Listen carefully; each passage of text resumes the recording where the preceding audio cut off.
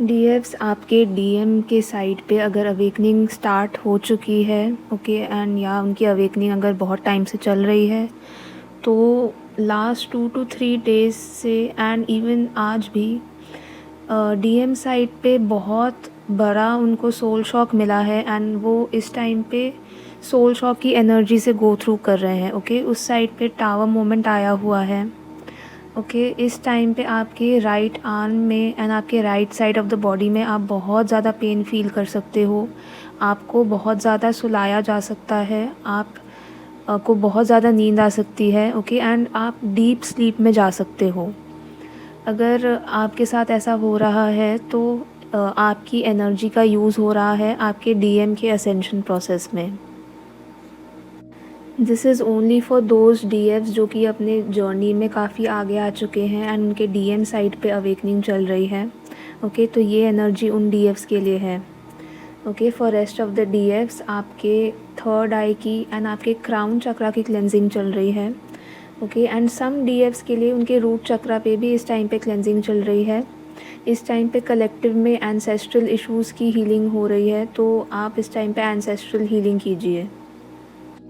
इस टाइम पे कार्मिक ट्रिगर्स भी हो रहे हैं फॉर ऑल डीएफ्स, चाहे आप जिस भी स्टेज में हो, इस टाइम पे आप कार्मिक ट्रिगर्स फेस कर सकते हो।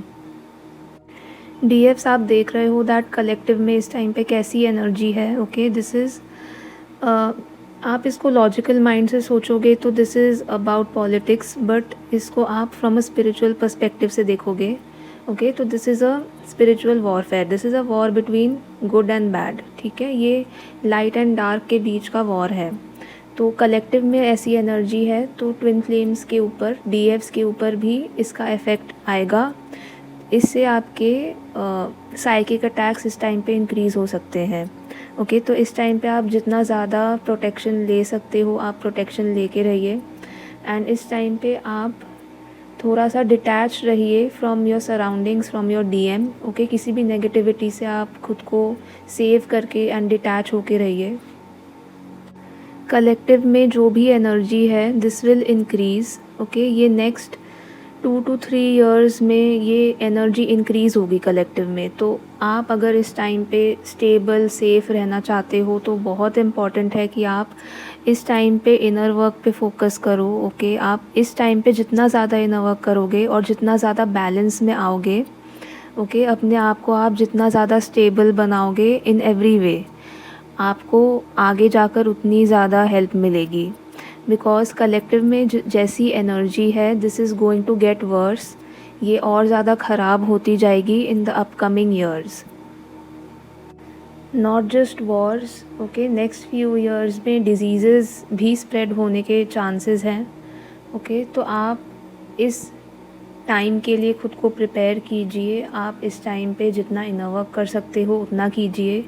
आप जितना ज़्यादा लोगों को अवेयर कर सकते हो, जितना ज़्यादा आप अपने सराउंडिंग्स में लोगों को पॉजिटिविटी से कनेक्ट कर सकते हो उतना कीजिए। एंड इसी पर्पस के लिए ऑल द ट्विन फ्लेम्स या जो भी असेंडेड सोल्स हैं, हायर सोल्स हैं, वो इस टाइम पे अर्थ पे इनकारनेट हुए हैं, ओके। तो यही आपका पर्पस है फॉर दिस लाइफ कि आप मदर अर्थ के शिफ्टिंग को फ्रॉम 3D to 5D आप इसको असिस्ट करोगे। जो डीएम्स अभी भी बहुत ईगो से ऑपरेट कर रहे हैं उनको इस टाइम पे सोल शॉक्स रिसीव हो रहे हैं because now this is high time, okay. अभी टाइम आ चुका है आपके आपके कंट्रीब्यूशन का। जो डीएफ्स अभी अपनी जर्नी के स्टार्टिंग में है या इनिशियल फेजेस में हैं एंड जिनकी डीएम साइड की अवेकनिंग स्टार्ट नहीं हुई है, इस टाइम पे आपका एसेंशन बहुत फास्ट होगा, ओके। आपका एसेंशन बहुत ज़्यादा फास्ट होगा, ओके। तो आप बहुत ज़्यादा ट्रिगर्स फेस कर सकते हो। फास्ट या एग्रेसिव असेंशन को हैंडल करने का एक ही मेथड है, इसकी आप पूरा सरेंडर कर दो। आप अपने लॉजिकल माइंड को कम्प्लीटली सरेंडर कर दो, ओके, एंड आप गो विद द फ्लो की एनर्जी में रहो।